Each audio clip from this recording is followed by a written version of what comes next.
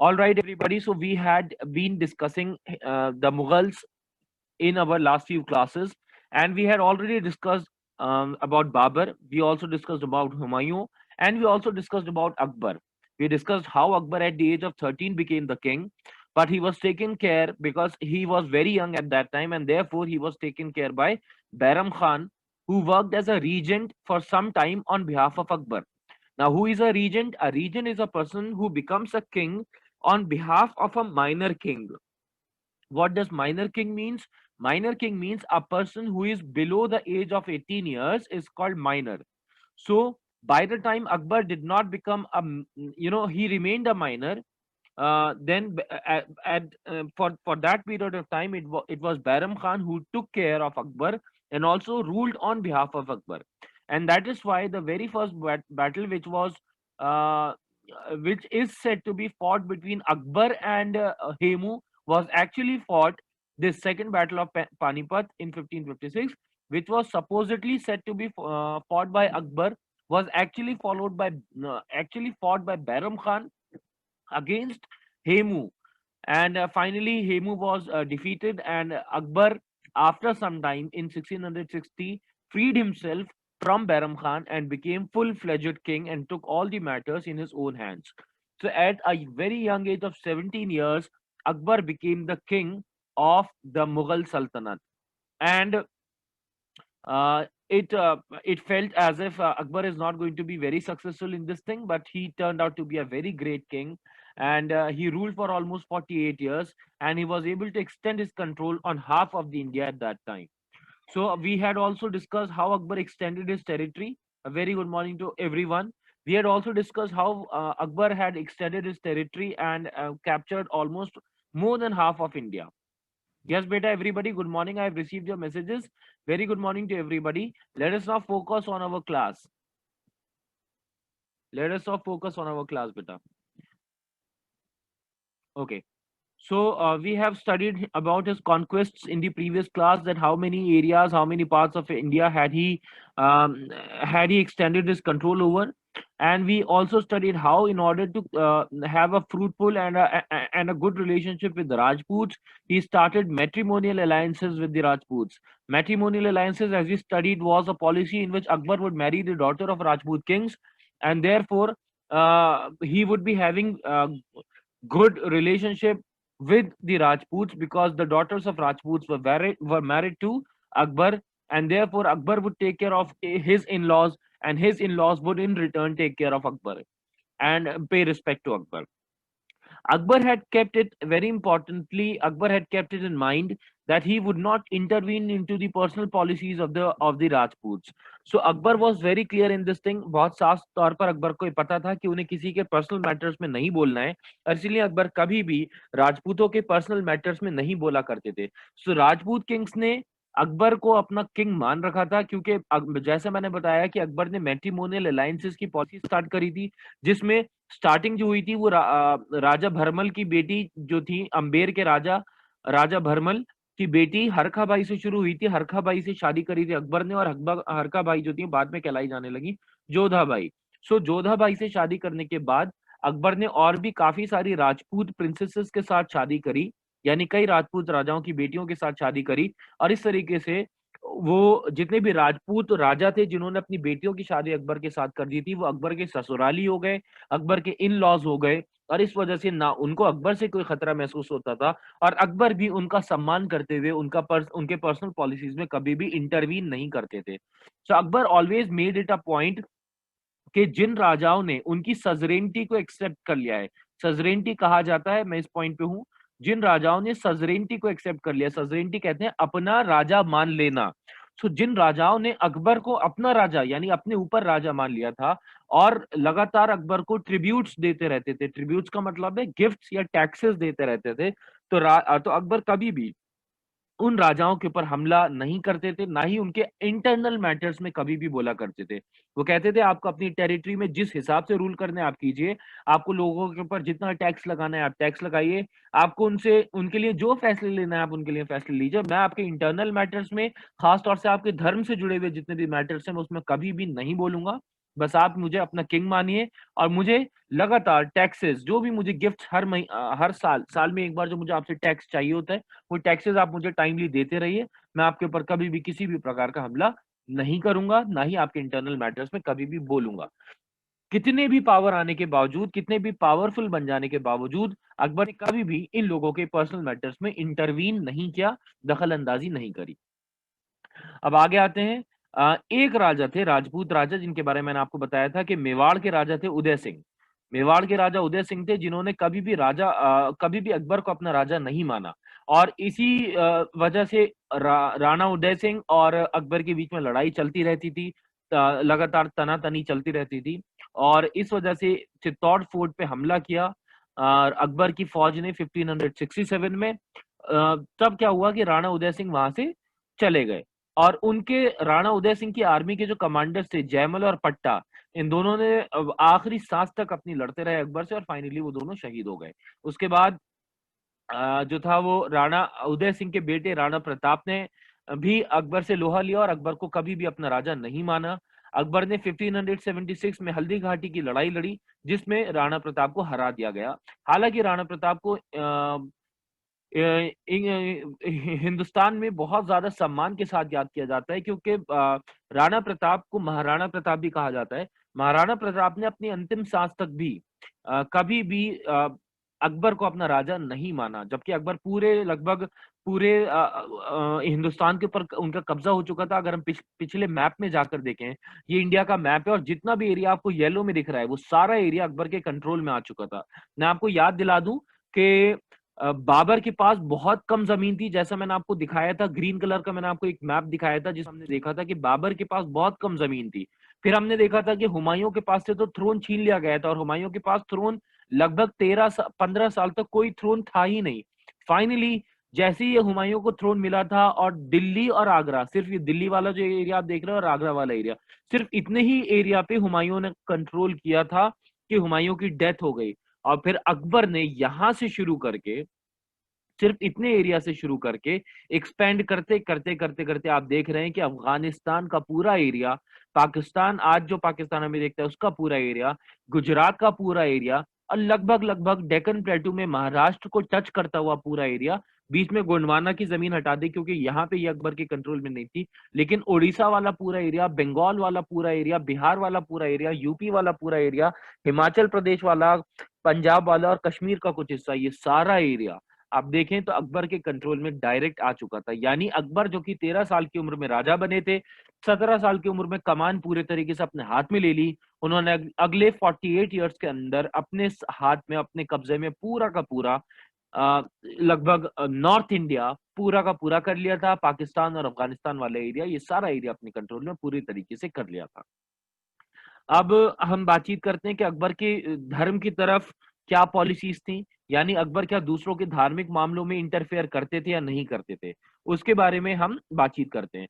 देखिए, अकबर को इसी वजह से राजा ग्रेट कहा जाता है, क्योंकि पहली बात, 13 साल की उम्र में राजा बने, और इतनी छोटी उम्र में राजा बनने के बाद भी उन्होंने इतने बड़े एरिया को अपने कब्जे में ला दिया। तो इस वजह से इनको ग्रेट एक इस वजह से कहा जाता है, क्योंकि जब 13 साल की उम्र में राजा बने और 17 साल की उम्र में पूरे तरीके से मैटर्स अपने हाथ में ले लिए, तो बहुत खतरा था कि दूसरे राजा उनके ऊपर कब्जा कर सकते हैं, लेकिन उन्होंने बहुत ब्रेवली इस सारी सिचुएशन को मैनेज किया और राजा बने रहे। और इनफैक्ट अपनी टेरिटरी को इतना ज्यादा एक्सपेंड कर लिया कि पूरा का पूरा नॉर्थ इंडिया उनके कब्जे में आ चुका था।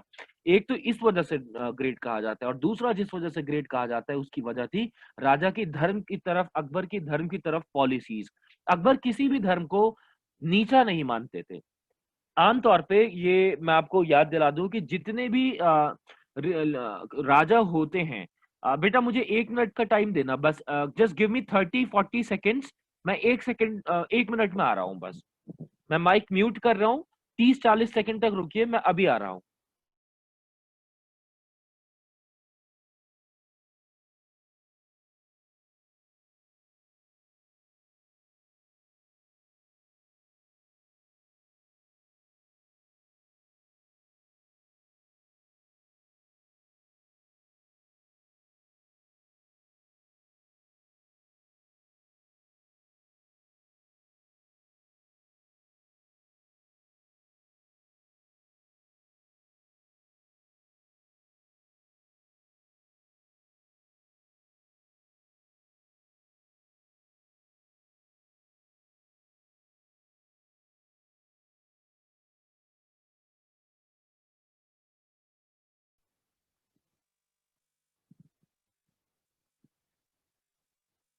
ऑलराइट, सो रिलीजियस पॉलिसीज के बारे में अब हम बात कर रहे थे कि अकबर की धर्म की तरफ क्या पॉलिसीज थी। मैं आपको बता रहा था कि आमतौर पे जो राजा होते थे वो जिस भी धर्म के हुआ करते थे वो अपने धर्म को प्रमोट करते थे और आमतौर पे दूसरे धर्मों को इतनी ज्यादा इंपॉर्टेंस नहीं देते थे, यानी उनकी प्रजा में, उनके राज्य में जो और दूसरे धर्म फॉलो किए जाते थे उनको इतनी ज्यादा इंपॉर्टेंस राजा अपने आप नहीं दिया करते थे। लेकिन अकबर को ग्रेट कहे जाने के पीछे एक बड़ी वजह यह भी है कि अकबर उन राजाओं में से एक थे जिन्होंने धर्म को सबसे ज्यादा, सारे धर्मों को बराबर की इंपॉर्टेंस दी। उन्होंने क्या किया, उन्होंने सारे धर्मों की पढ़ाई करी। और मैं आपको एक और बात बता दूं, जैसा मैंने आपको बताया कि Akbar himself was not educated. Akbar पढ़े लिखे नहीं थे। क्यों? क्योंकि जब पैदा हुए तो उनके फादर एग्जाइल में थे, यानी दर बदर देश के बाहर भटकते फिर रहे थे, तो उनको कभी स्कूल में पढ़ने का मौका नहीं मिला। जब वो उनके फादर ने वापस कब्जा किया दिल्ली के ऊपर और राजा बने, तब अकबर के पास ये मौका आया कि वो पढ़ाई लिखाई कर सके। लेकिन उसके फौरन बाद ही उनके फादर की डेथ हो गई तो उनको राजा बनना पड़ा। और जब वो राजा बन गए तो उन्होंने पढ़ाई लिखाई सीखने की जगह युद्ध करने की कला को पहले सीखा, युद्ध करने की स्किल को पहले सीखा, यानी वॉर लड़ने की स्किल को पहले सीखा, क्योंकि राजा के लिए सबसे ज्यादा जरूरी होता है अपनी टेरिटरी को बचा के रखना। इस वजह से कभी भी अकबर स्कूल नहीं जा पाए। लेकिन उसके बावजूद भी उन्होंने सारे धर्मों के लोगों को बुलाया और सारे धर्मों के लोगों को बुला करके उनसे धर्म के, सारे धर्मों के बारे में सीखना शुरू किया।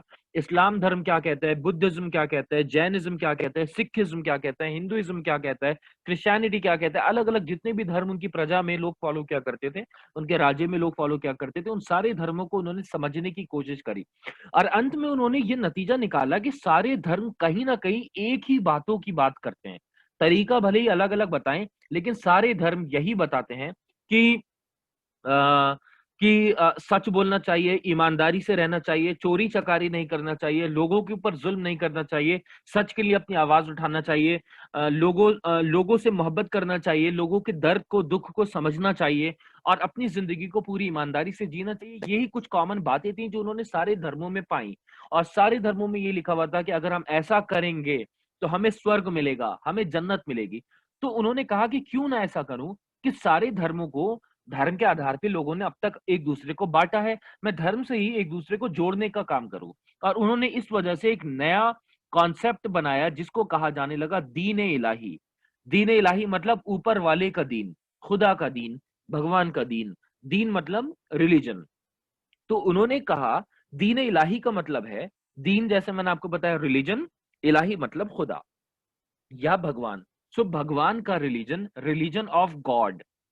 और जब गॉड सारे ही धर्मों में, सारे ही धार्मिक ग्रंथों में, सारी ही धार्मिक किताबों में बताए गए हैं कि कैसे हैं और अपने बंदों से क्या क्या एक्सपेक्ट करते हैं, तो सारी कॉमन बातों को उन्होंने इस दीन इलाही नाम के रिलीजन में लिखा और लिखवाया और लोगों में इस बात को फैलाया कि देखो सारे ही धर्म जब एक बात करते हैं तो क्यों ना हम सारी जो एक सी बातें हैं उनको पूरे दिल से फॉलो करें।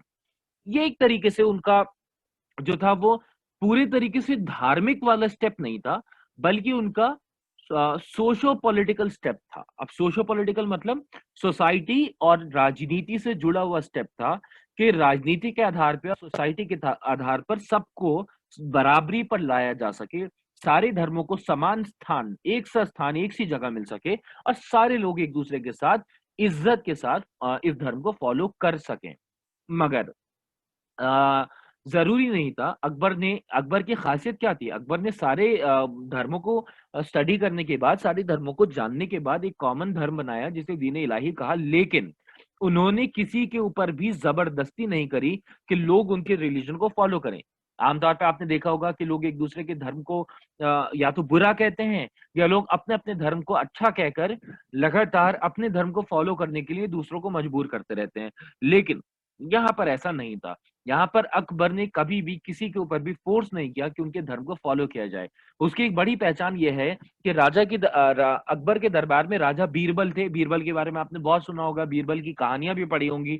सो बीरबल जो थे वो अकबर के बहुत बड़े फॉलोवर थे, अकबर को बहुत ज्यादा एडमायर करते थे और इसीलिए उन्होंने अकबर का जो ये रिलीजन था दीन इलाही, दीन इलाही को उन्होंने पूरे तरीके से माना।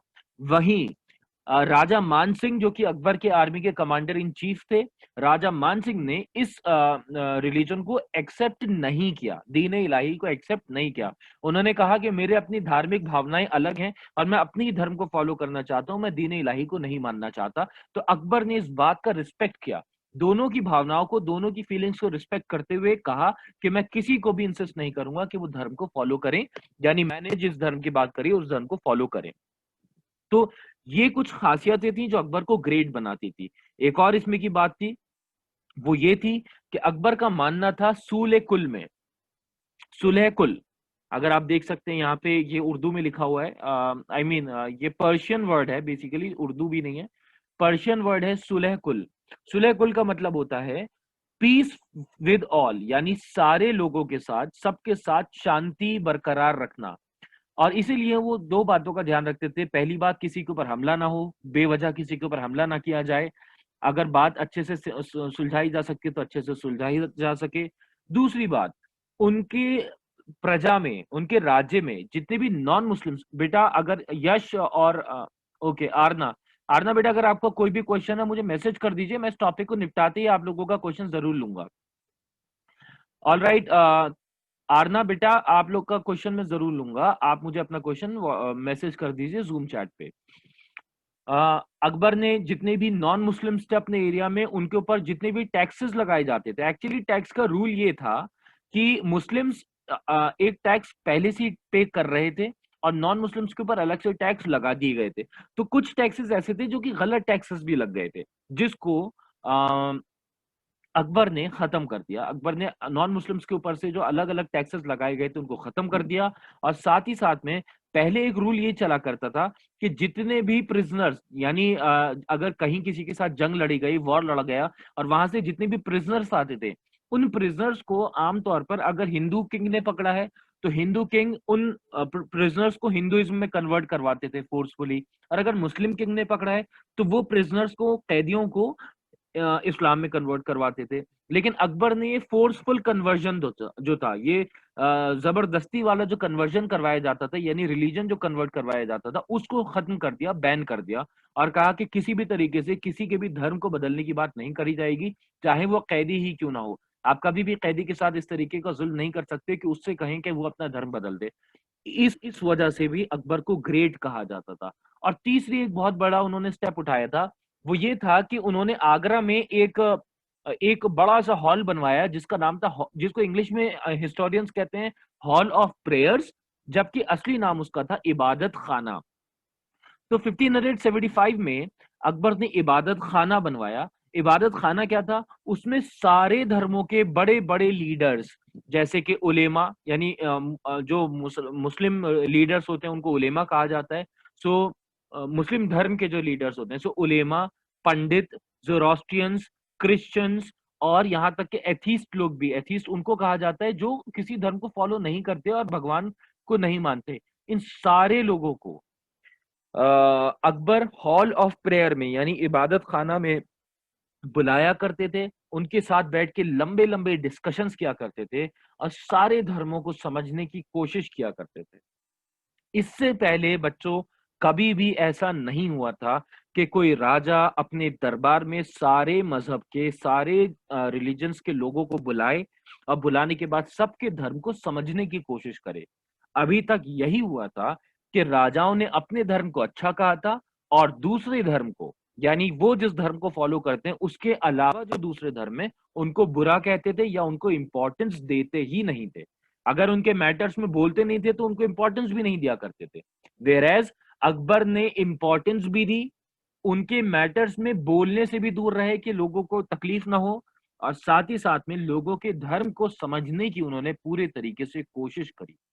और इसीलिए इबादत खाना को एक बहुत बड़ा जो है वो माना जाता था, एक बहुत बड़ा स्टेप माना जाता था अकबर का। और यही कुछ कारण थे जिसकी वजह से अकबर को बेस्ट किंग्स ऑफ मुगल सल्तनत या मुगल रूल में बेस्ट किंग कहा जाता है। Okay, Jasmine, I'll send the recording. Okay, and I'll upload the video. Arna is saying, sir, where do Akbar live? And please repeat explaining extent of Akbar because of network issue. I was unable to listen. Aarna बेटा आप एक बार पढ़ लेना book को पढ़ने के बाद आपको अगर कोई प्रॉब्लम आई तो मुझसे पूछ लेना, क्योंकि टाइम की कमी है तो मैं दोबारा एक्सप्लेन नहीं कर पाऊंगा बेटा, आई एम रियली सॉरी। शगुन कह रही हैं कि अकबर रहते कहाँ पे थे? अकबर बेटा आगरा में ही रह रहे थे, आगरा से ही उन्होंने रूल किया था। शगुन कहने sir Akbar had control parts by fighting with another king और by not fighting with them. शगुन ज्यादातर एरियाज पे जो अकबर ने कंट्रोल किया था वो बिना फाइट किए किया था, लेकिन जहां पे ऐसा हुआ कि राजा उनकी बात को नहीं मान रहे थे और उनके पीसफुल ऑफर को नहीं मान रहे थे, ऐसा अकबर का मानना था कि भाई मैं आपको पीसफुली ऑफर कर रहा हूं कि आप, क्योंकि मैं आपसे बड़ा राजा हूं, ये बात इट इज वेरी क्लियर। तो जब ये बात क्लियर है और मैं आपसे बड़ा राजा हूं तो आप मेरे मेरे सम्मान को मानते हुए मुझे अपना राजा मान लीजिए, मुझे टैक्स पे कर दीजिए, मैं आपको प्रोटेक्शन प्रोवाइड करूंगा और किसी भी तरीके का नुकसान नहीं होने दूंगा। लेकिन अगर राजा नहीं मानते थे, कोई से भी राजा नहीं मानते थे, तो फिर फाइट होती थी। जैसे कि बैटल ऑफ, मैंने आपको बताया था, हल्दी घाटी हुई थी जिसमें महाराणा प्रताप के साथ अकबर की लड़ाई हुई थी। और महाराणा प्रताप ही अकेले ऐसे राजा रहे जिन्होंने अकबर को बहुत टफ चैलेंज दिया था। उसके अलावा जितने भी राजा रहे उन्होंने खास टफ चैलेंज नहीं दिया अकबर को, क्योंकि अकबर की आर्मी काफी बड़ी थी, काफी मॉडर्न थी, काफी मॉडर्न वेपन्स का इस्तेमाल करते थे, जिसकी वजह से वो फाइट्स में, वॉर्स में आसानी से जीत जाया करते थे। अब आते हैं अकबर के बेटे जहांगीर के ऊपर। अकबर के बेटे थे जहांगीर। जहांगीर का जो असली नाम था या पूरा नाम था वो था नूरुद्दीन मोहम्मद जहांगीर। नूरुद्दीन मोहम्मद जहांगीर। और जहांगीर का मतलब होता है conqueror of the world, Jahangir. तो जहां का मतलब तो वर्ल्ड होता है, गिर का मतलब कॉन्करर होता है। तो Jahangir of the world, Jahangir का मतलब है पूरी दुनिया को कॉन्करर करने वाला, पूरी दुनिया को कब्जा करने वाला। हालांकि ऑब्वियसली जहांगीर ने पूरी दुनिया के ऊपर कब्जा कभी नहीं किया था। जिस जगह पर उनके फादर ने कब्जा किया था उनका वहीं पर कब्जा रहा, और थोड़ा बहुत उन्होंने कुछ एरियाज को अपने कब्जे में ले लिया था। जहांगीर को उनके फादर, जहांगीर का जो छोटा नाम था यानी जो बचपन का नाम था वो था सलीम। और जहांगीर को उनके फादर यानी कि अकबर प्यार से कहा करते थे शेखू बाबा। जहांगीर के जो बड़े भाई थे यानी प्रिंस खुसरू को बंद कर दिया गया था जेल में। फाइनली जहांगीर राजा बन जाते हैं, और राजा बनने के बाद वो मेवाड़ के ऊपर कब्जा कर लेते हैं। यानी मेवाड़, जिसके बारे में हमने पिछले क्लास में भी बातचीत करी थी कि मेवाड़ सिर्फ अकेला ऐसा राजपूत एरिया था जो कब्जे में नहीं आ पाता था मुगल्स के, और इसीलिए मेवाड़ के ऊपर कब्जा करना चाहते थे मुगल्स। वो काम अकबर के जिंदा रहते नहीं हो पाया, अकबर उसके ऊपर कंट्रोल नहीं कर पाए। लेकिन जहांगीर, क्योंकि अकबर कहीं ना कहीं अपनी ही कॉन्सेप्ट सूले कुल से बंधे हुए थे, इस वजह से वो बेवजह का जुल्म भी नहीं करना चाहते थे। जहांगीर जब बाद में आए तो जहांगीर को मौका मिला और जहांगीर ने 1615 में मेवाड़ के ऊपर कब्जा कर लिया, और इस तरीके से मेवाड़ उनके पूरे तरीके से कब्जे में आ गया। और साथ ही साथ में अगर राइट साइड में जहां पे आप बांग्लादेश और बंगाल देखते हैं, वहां पे बंगाल में एक जगह है सोनार गांव। सो सोनार गांव तक भी, सोनार गांव में एक 12 छोटे छोटे किंग्स का रूल हुआ करता था जिनको कहा जाता था 12 भुइयां। ठीक है। सो 12 भुइयां के ऊपर भी जहांगीर ने कब्जा किया था। तो जहांगीर बहुत ज्यादा इंपॉर्टेंट नहीं रहे हैं। जहांगीर ने बहुत ज्यादा एरिया को भी अपने कब्जे में नहीं लाए थे, लेकिन बस उनकी इंपॉर्टेंस इस वजह से है कि एक, अकबर के बेटे थे, दूसरा उन्होंने ये मेवाड़ को अपने कब्जे में ले लिया, और तीसरा 12 भुइयां के ऊपर उनका कंट्रोल हो चुका था। और चौथी बात जो सबसे इंपॉर्टेंट है वो ये है कि इस पॉइंट तक आते आते, जब तक जहांगीर का रूल शुरू हुआ, इस पॉइंट तक आते आते अंग्रेजों का यानी ब्रिटिशर्स की नजर इंडिया के ऊपर पड़ चुकी थी। और ब्रिटिशर्स इंडिया ट्रेड करने के लिए आना चाहते थे। अभी कब्जा करने के लिए नहीं आना चाहते थे, बल्कि ट्रेड करने के लिए आना चाहते थे, यानी यहां से सामान खरीद के ब्रिटेन में बेचना चाहते थे, या यूरोप के अलग अलग और कंट्रीज में बेचना चाहते थे, और वहां से सामान खरीद के इंडिया में बेचना चाहते थे। यही इसी नियत के साथ वो जहांगीर के दरबार में गए, जहांगीर से मिले। दो लोग मिले जहांगीर से, दो अंग्रेज थे जो मिले, एक तो विलियम हॉकिंस थे और एक थॉमस रो थे। ये दोनों मिले जहांगीर से, जहांगीर से कहा कि आलम पना, जहां पना, हम यहाँ पे ट्रेड करना चाहते हैं, जिसके लिए हम यहाँ पे फैक्ट्री खोलना चाहते हैं, ताकि यहाँ का जो कॉटन है वो दुनिया भर में मशहूर है। तो यहाँ के कॉटन से हम उगा सकें, और यहाँ के कॉटन से हम यहीं पर कपड़े बना सकें या कॉटन बना सकें, और कॉटन को बाहर दूसरे देशों में बेच सकें। तो आप हमें थोड़ी सी एक दो चीजों की इजाजत दे दीजिए। एक इजाजत कि हम यहाँ पर यानी इंडिया में, आपकी सल्तनत में, हाफ ऑफ इंडिया के ऊपर कब्जा था ना जहांगीर का, नॉर्थ इंडिया की तरफ, तो आप अपने एरिया में, अपनी सल्तनत में हमें एक फैक्ट्री खोलने की इजाजत दे दें। और दूसरा, हमारे पर टैक्स ज्यादा मत लगाइएगा, क्योंकि हम लोग नए हैं और हमारे लिए मुश्किल हो जाएगा ज्यादा टैक्स दे पाना। खैर जहांगीर ने उनको ये परमिशन दे दी थी, और उस परमिशन का नतीजा हुआ कि लगभग 100 साल बाद जहांगीर 100 साल बाद ब्रिटिशर्स का पूरे इंडिया के ऊपर कब्जा हो चुका होगा। अब ब्रिटिशर्स ने कैसे कब्जा किया था उसके बारे में हम बाद में बातचीत करेंगे, लेकिन हमें बस जहांगीर को इसलिए भी याद रखा जाता है कि जहांगीर के दरबार में आकर के इन अंग्रेजों ने एक तरीके से रिक्वेस्ट करी थी कि उनको इंडिया में फैक्ट्री खोलने की इजाजत दे दी जाए। जहांगीर के केस में एक और भी प्रॉब्लम रही, वो ये रही कि जहांगीर की 20th वाइफ यानी 20वीं वाइफ थी, जो उनकी लास्ट वाइफ थी, जिनका नाम था नूरजहां। नूरजहां बहुत ज्यादा टैलेंटेड थी, बहुत ज्यादा हिम्मत वाली थी और बहुत ज्यादा इंटेलिजेंट थी, और इस वजह से उनका काफी चीजों में कब्जा रहा। यहां तक कब्जा रहा उनका कि उन्होंने अपने नाम के सिक्के भी बनवाए थे। यानी जहांगीर के ऊपर उनका इतना कंट्रोल था कि जहांगीर को से बोलकर उन्होंने अपने नाम के सिक्के बनवाए थे, और जो भी मुगल सल्तनत में उस टाइम पर सिक्के इशू किए गए, उन सिक्कों पर जहांगीर की बीवी यानी नूरजहां का फोटो बना हुआ करता था। खैर जहांगीर के बेटे थे जिनका नाम था शाहजहां। शाहजहां को प्रिंस खुर्रम कहा जाता था, यानी शाहजहां बनने से पहले शाहजहां का नाम खुर्रम था, और खुर्रम से उनकी काफी लड़ाई हुई थी। और इसके बारे में जो हमें पता चलता है कि लड़ाई हुई और ये सारा स्ट्रगल हुआ, ये सारी प्रॉब्लम्स हुई, इस सब चीजों के बारे में हमें पता चलता है एक किताब से, जो कि जहांगीर ने अपने आप लिखी थी, जिसका नाम है तुजूक ए जहांगीरी। तो तुजूक ए जहांगीरी से हमें सारी बातें पता चलती हैं कि जहांगीर की जो वाइफ थी उनका नाम था नूरजहां, और नूरजहां का काफी कंट्रोल था, और नूरजहां ने अपने नाम पर सिक्के बनवाए थे जहांगीर को बोल करके। और जितने भी राजा के इंटरनल मैटर्स होते थे उनके ऊपर नूरजहां का काफी कब्जा रहता था। और नूरजहां की काफी लड़ाई शाहजहां के साथ भी हुई थी, क्योंकि शाहजहां राजा बनना चाहते थे और शाहजहां को ही राजा बनना चाहिए था, जबकि नूरजहां अपने बेटे को राजा बनाना चाहती है। और इस वजह से लेकर इस चीज को लेकर के काफी स्ट्रगल रहा नूरजहां के बीच में और जहांगीर के बीच में। ये रही नूरजहां के बारे में, सॉरी, ये रही जहांगीर के बारे में बातचीत। अब आप लोगों के मैसेजेस पढ़ लेते हैं और फिर उसके बाद हम जो है वो आगे बढ़ेंगे। क्वेश्चंस पढ़ लेते हैं पहले आप लोगों के।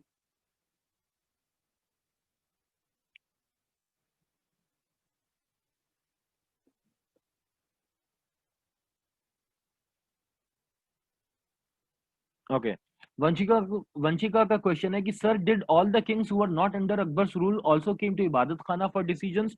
बेटा वंशिका, इबादत खाना जो था वो डिसीजंस के लिए नहीं था, फैसले लेने के लिए नहीं था। इबादत खाना धर्म को डिस्कस करने के लिए था, और इसमें राजाओं को नहीं बुलाया जाता था, बल्कि अलग अलग धर्म के लीडर्स को बुलाया जाता था। जो जैसे हिंदुइज्म की जिसको ज्यादा अच्छी जानकारी है, जिसने वेदों का ज्ञान, जिसने वेदों को पढ़ा है, जिसने पुराण और शास्त्रों शास्त्रों को पढ़ा है, तो वो जो पंडित थे, जो बहुत एजुकेटेड थे, बहुत नॉलेजेबल थे, वो आते थे। जो बहुत एजुकेटेड मौलाना होते थे, जिनको उलेमा कहा जाता था, वो आते थे। जो जोरेस्ट्रियंस थे, जो बहुत एजुकेटेड थे, या क्रिश्चियन फादर्स, पोप वगैरह, ये लोग आया करते थे, और ये राजा के दरबार में बैठ करके, सॉरी, इबादत खाना में बैठ के धर्म से अलग अलग जो इश्यूज जुड़े हुए होते थे, उन सारे इश्यूज को डिस्कस किया करते थे राजा के साथ। तो इसके ऊपर यहाँ पे कोई फैसले नहीं लिए जाते थे कि राजा आते हैं और राजा को बिठा करके फैसले लिए जा रहे हैं कि बताओ क्या करना है और क्या नहीं करना है, बल्कि धर्म से जुड़ी हुई जो भी बातें हुआ करती थी वो इबादत खाना में हुआ करती थी, ताकि सारे धर्मों के बीच में जो समानताएं हैं, जो कॉमन चीजें हैं, उन कॉमन चीजों को डिस्कस किया जा सके। अब आपका सवाल है कि सर, अकबर के जो सबसे बड़े बेटे थे वो क्यों किंग नहीं बने, और सलीम को क्यों किंग बना दिया गया? तो इसके पीछे की भी अपनी एक हिस्ट्री है, जिसको हम डिस्कस करेंगे एक पॉइंट के बाद। प्रिंस खुसरू से जुड़ी हुई जो हिस्ट्री है ये, उसके बारे में हम लोग बातचीत करेंगे। मैं आपको बताऊंगा कि क्यों हुआ था, ये हम अगली क्लास में करेंगे, और रादर हम इस चैप्टर के फिनिश होने के बाद करेंगे, क्योंकि थोड़ा सा ये घुमा हुआ मैटर है। Sir, there is Sakshi Saxena, she has not connected audio. कोई बात नहीं ज्येष्ठ, उसमें हम क्या कर सकते हैं। ध्रुव का कहना है sir, how many chapters are coming in history? History में बेटा आएंगे कितने चैप्टर्स? 5 चैप्टर्स आएंगे। Chapter 2, 3, 4 and 5। तो हम चैप्टर नंबर 4 पे हैं, अभी हमें चैप्टर नंबर 5 जो है वो डिस्कस करना है। सिविक्स का तो सिलेबस हम पूरा कर चुके हैं। चैप्टर 4 और चैप्टर 5 हम इसका कर रहे हैं। हमने हाफ चैप्टर कर लिया है इसका, चैप्टर 4 का। अब चैप्टर 5 पूरा बचेगा और हाफ चैप्टर 4 बचेगा। ओके, सो अब इसके बाद जब जहांगीर राजा बन जाएंगे, आज हम आगे नहीं बढ़ पाएंगे क्योंकि मेरे पास आगे की पिक्चर्स नहीं है। मैंने सिर्फ 4 पेजेस का पिक्चर्स क्लिक किया था, मुझे अभी याद आया। तो मेरे पास आगे की पिक्चर नहीं है, हम कल पिक्चर क्लिक करेंगे। और अब क्योंकि सिर्फ 4.5 मिनट बचे हैं, तो ज्यादा समय भी हमारे पास नहीं बचा है। मैं बस शाहजहां के बारे में बता देता हूँ कि जहांगीर के बाद उन्हीं के बेटे आए जिनका नाम है प्रिंस खुर्रम।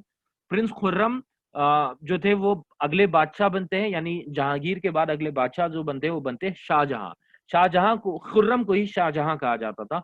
और शाहजहां का मतलब होता है किंग ऑफ द वर्ल्ड, पूरे जहां का शाह, शाहजहां। ठीक है, तो शाहजहां राजा बने, लगभग 30 साल तक राजा रहे। मेरे पास अभी पिक्चर नहीं है तो मैं सिर्फ बता रहा हूँ, आप लोग सुन लीजिए। और उसके बाद हम अगली बार जब बातचीत करेंगे तो मैं आपको पिक्चर भी दिखा दूंगा। खैर, फिलहाल के लिए शाहजहां राजा बने।